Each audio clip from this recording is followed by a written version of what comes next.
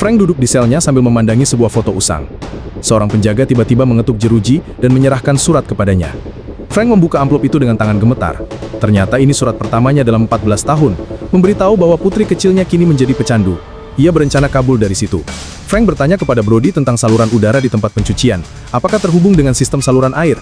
Brody yang awalnya enggan menjawab akhirnya menjelaskan bahwa memang ada, tapi tertutup baja tebal yang mustahil ditembus. Frank kemudian menyebutkan nama Lenny, seorang tahanan yang ahli menembus tembok. Di halaman penjara, Frank mendekati Lenny. Frank menawarkan sebuah kesepakatan, dia bisa membawa Lenny keluar dari penjara ini. Mata Lenny langsung berbinar. Mereka duduk bermain domino sambil membahas rencana pelarian yang rumit. Brody menggambar rute dengan domino di atas meja.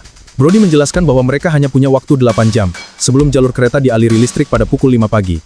Batista, mantan tentara yang tangguh, akhirnya setuju bergabung.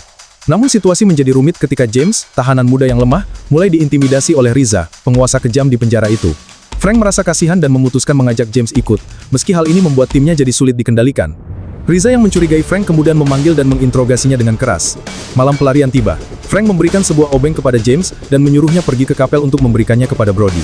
Sementara itu, Frank dan timnya mulai bergerak. Mereka menyelinap melalui lorong-lorong gelap sambil menghindari patroli penjaga.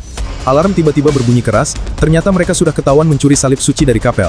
Tim langsung bergegas menuju tempat pencucian. Lenny dengan cekatan membuka kunci mesin pengering dan memotong penutup saluran udara. Satu persatu mereka masuk ke dalam terowongan yang sempit dan pengap. Brody memimpin di depan sambil memberikan instruksi agar tidak bersuara, karena Gema akan mengkhianati posisi mereka. Perjalanan di dalam saluran menjadi mimpi buruk. Udara semakin tipis, ruang semakin sempit, dan beberapa anggota tim mulai panik. Brody tiba-tiba kesulitan bernafas dan hampir pingsan. Frank terus mendorong mereka untuk maju, meski semua orang sudah kelelahan dan ketakutan. Namun saat mereka hampir mencapai rel kereta, sebuah kenyataan mengejutkan mulai terungkap. Dalam percakapan Frank dengan Riza di ruang interogasi, Riza berkata bahwa Frank terlalu mengandalkan imajinasinya. Ternyata, perjalanan pelarian yang kita saksikan selama ini, sebagian besar adalah hayalan Frank. Dalam kenyataan, Frank memang berhasil melarikan diri dari penjara.